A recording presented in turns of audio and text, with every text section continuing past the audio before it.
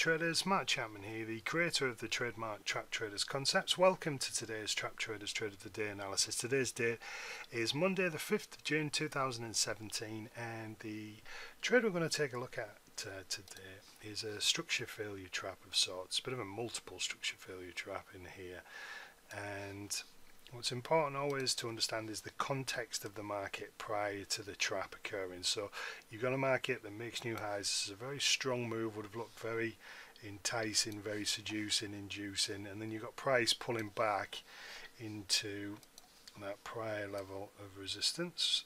Okay, and then it pulls back and does start to react off that level, starts to head up.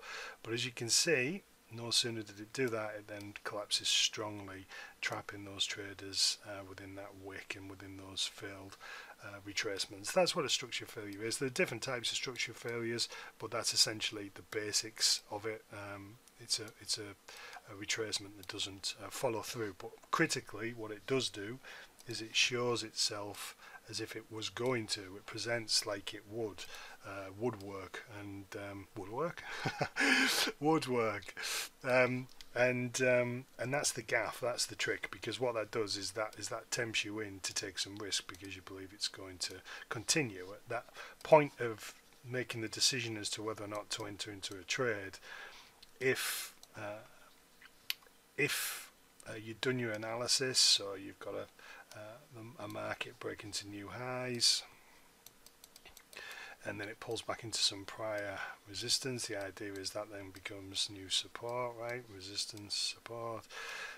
Not many people are going to take that trade unless you get some type of reaction off the level, some type of positive trading at the level, because what that does, that convinces you that your analysis is right. It gives you a degree of confidence to actually pull the trigger and come in and take some risk. And oftentimes that'll give you a little bit of a positive reading in your P&L, but then it goes quickly against your position, and it becomes very typical what the type of behavior that you will tend to go through during that type of condition is, you where you place your stop is obvious, where you cancel your stop is obviously obvious as well, right? So if you've got a stop loss below these levels and price is starting to come against you and squeeze you at your stop, this is where you'll cancel it. So you hold the trade, it goes against you, and then as price is sort of ebbing and flowing, you get a moment where you think you're going to get away with it, then it gets worse, then it improves, then it gets even worse than at any point before, and now really is your first opportunity to bail out of those trades. Now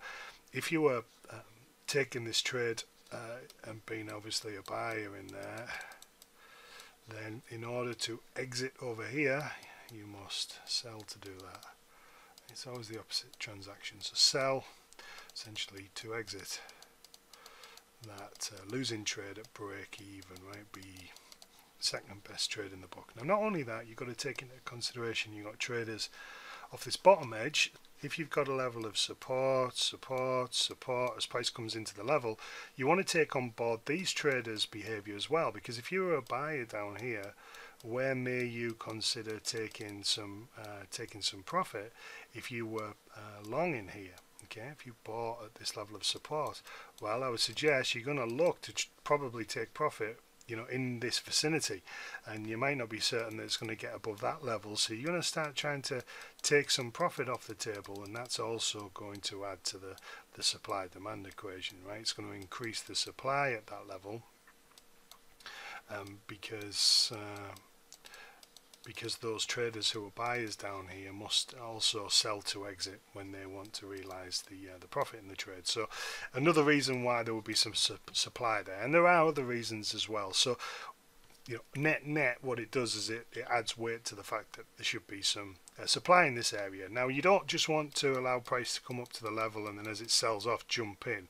You want to see some type of failure at the level before you do that, and then you've got a little bit of an edge on those traders who were buying as it was going into a level of resistance. In this case, it's not a bad idea to then take the trade, and then you've got this whole area where you could go for some decent profits. Looking ahead to the Fed as well, obviously the big risk event this week is the UK general election, but after that the market's going to look towards the Fed. The fact the Fed are going to hike rates. Right, buy the rumor, sell the fact. There's the dollar's likely to strengthen going into that event. So I hope you found that helpful, guys. Take care, and if you'd like to come and join me in my brand new inner circle, click the link below and I'll see you on the inside.